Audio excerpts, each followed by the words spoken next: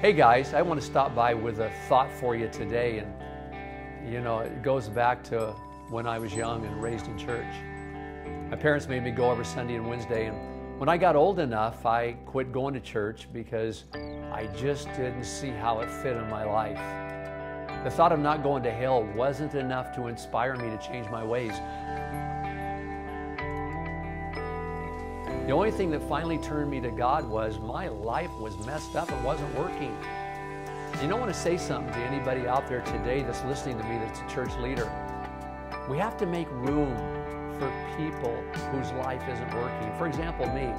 I was angry at the church because I had a need. It wasn't helping me. And I was a little angry young man, and there wasn't a place in our church for little angry young men. The youth pastor wanted nothing to do with me. Nobody wanted anything to do with me. I'm going to tell you something. Broken people are going to come into our church. And we need to be seeker sensitive. I know you don't like that term. Any term, no matter how relevant it is, if it hangs around long enough, it's going to become old-fashioned. And seeker sensitive has become old-fashioned. But we have to realize that we have a mandate to make disciples, and we can't make disciples till we get them saved. And we won't get them saved, a lot of them anyway, until we welcome them into our church. Girls are going to come in with short shorts on, and guys are going to come in with tattoos with dirty words on their forehead like one of the guys that came into our church had. We're going to have beer shirts on and so forth and so on, but we've got to tolerate that and become seeker sensitive. I was an angry young man because I was raised in the church. I was trying to find answers. They weren't giving me answers. And so here I am, a young man who is having a meltdown in life. My life is broken, it's not working. I look to the church for answers and they don't have any for me. In fact, my mom and dad were supposed to be Christians and my dad was a hypocrite.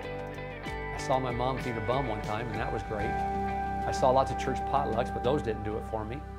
So I had a thought that there was a God out there and I knew I needed him, but you know what? I was convinced that this tribe that I was associating with, they had not found him. So my life's fallen apart. I meet a truck driver.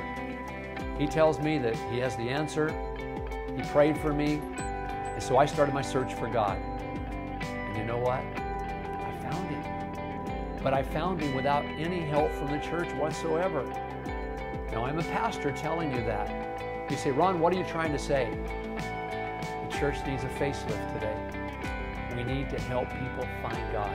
I have a lot more to say about this, but it's going to come in my next video. So just ponder this thought in your mind. I'll be back in a week or so with another video, and I'll continue this conversation. God bless and have a good day.